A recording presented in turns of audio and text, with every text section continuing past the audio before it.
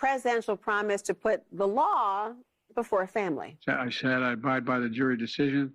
I will do that, and I will not pardon him. Letting the world know that he will not wipe away the decision of 12 of his son's peers. Was asked directly, and he has said he wouldn't pardon his son if he gets convicted. Let's wait and see what happens if he loses. Yeah, but I mean, but he said it. He's going to get pardoned by his dad. There's no question about that. The president has ruled out pardoning his son. Major commitment from the president, accepting the outcome of the trial and also pledging not to pardon his son. So the challenge for him is really to continue to live up to his values when it was really personal, and he did that today. It seems like a pretty normal, straightforward answer, but it takes new weight when we see what Trump is saying about the outcome of his trial, what we're hearing from other Republicans who say they don't accept the jury's verdict here in New York. The contrast is profound. To sit there and say, well, I'm not going to intervene in the legal process, and I wouldn't pardon my son. One side, Democrats and Joe Biden protecting the justice system.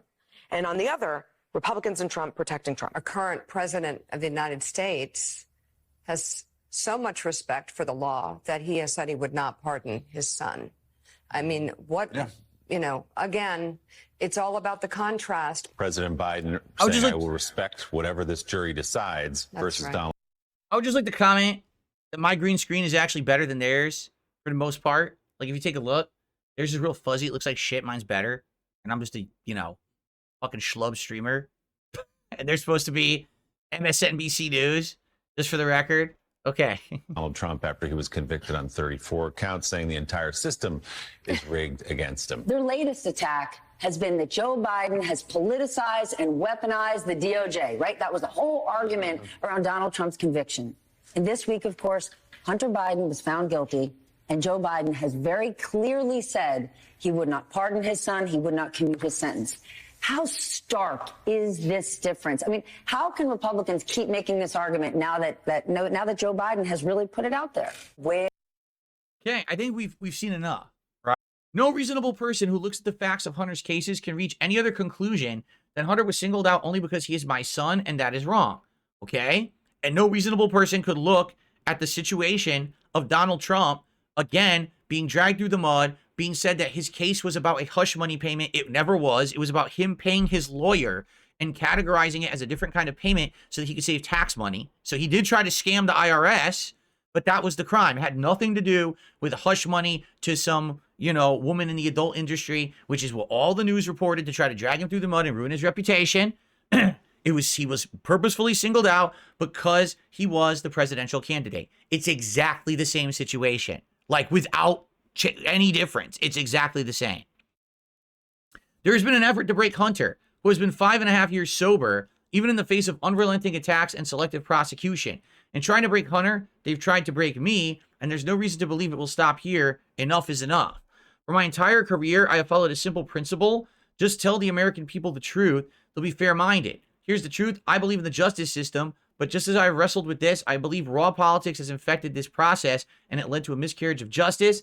And once I made this decision this weekend, there was no sense in delaying it further. I hope Americans will understand why a father and a president will come to this decision. But here's the funny part about it, okay? His decision, that's page 1. I don't have the official here. I had it, and I don't know what happened to it. If you're not aware, he didn't just pardon Hunter for those 2 crimes that he's been convicted of and was going to go to jail for. President Biden pardoned Hunter for any potential crimes he has committed for over 11 years. Wait, what? Yes, I'm not kidding you. Biden actually changed the whole script, and instead of saying, oh, okay, I'll pardon you for the 2 crimes, he gave a blanket pardon, saying anything my son did in the last 11 years, he's now exempt from any kind of legal repercussions. Wait, what the hell? How is that equivalent? So he was treated unfairly for 2 things he did.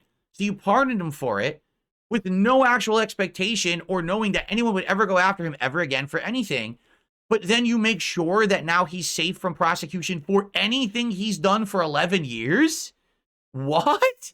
You want to talk about really abusive power? That's the definition.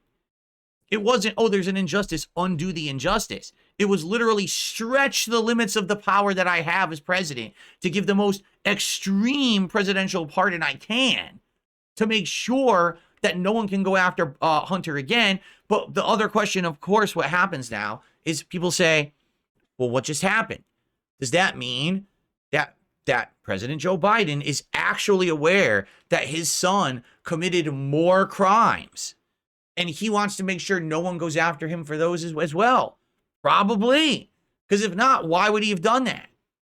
Right? So this is pretty absolutely ridiculous. Over the top, crazy, in my opinion, misuse of power. A presidential pardon is meant to say, okay, listen, there's been a grave injustice in our system. It failed. And therefore, I need to right that wrong.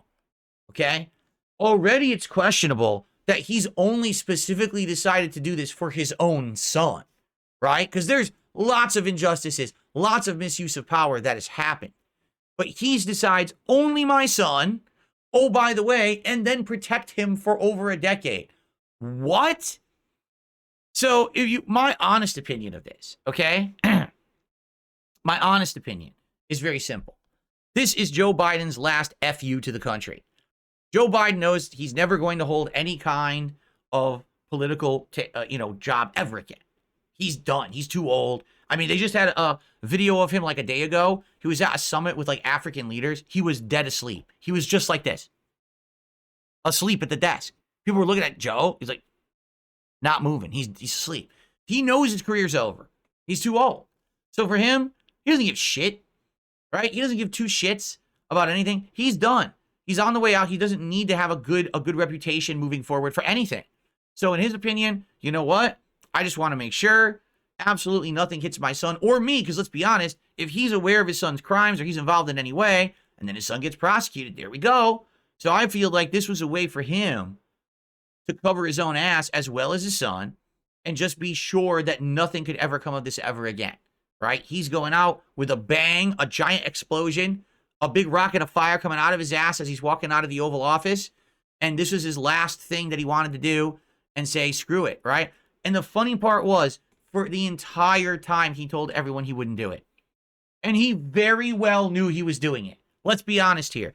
Do you really think all of a sudden, out of nowhere, that he just decided he was going to do this? No, he knew all along he was going to do this, in my opinion. He knew eventually he was going to pardon his son. He just had to wait for exactly the right time. And he decided this was the right time. Let's just do it now, because now, I'm on the way out. Nobody really cares what I do anyway.